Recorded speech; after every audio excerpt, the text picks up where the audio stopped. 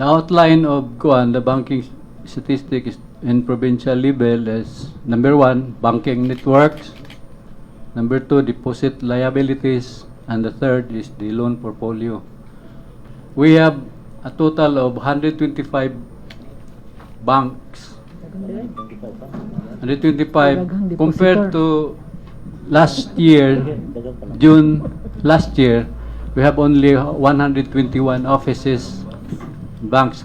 As of March 31, 2022, the total of ATMs are 176 compared to March 2001, a total only of 162. Deposit liabilities in Negros Oriental as of March 31, 2022 is 76,403.61 in millions. So, nag-increase from 68,419.83 per March 2021 to 76,403.61 in March 31 to 2022.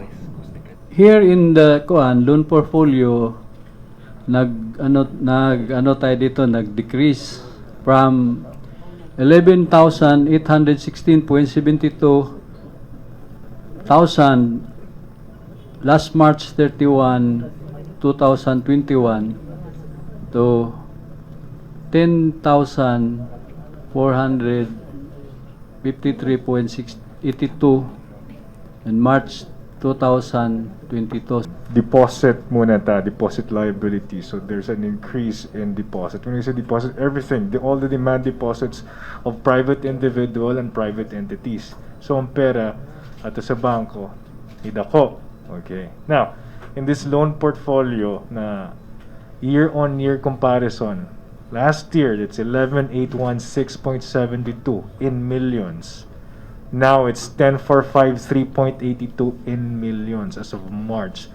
So it gone down. What does it say?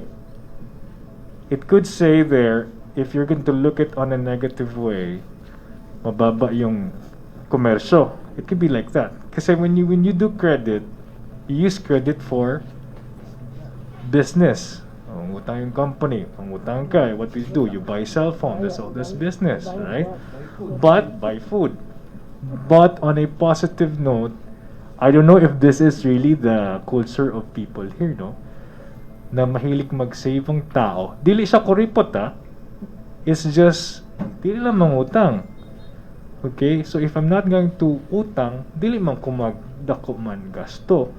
I think that's really smart in a way of people here. If I am a regular person, dili mo na ako mangutang. Pwede, dili mo na ako magasto. Save ko muna yung money ko. And I think that's the culture here that could spell progress also sa people of Dumaguete. And the number shows that it is actually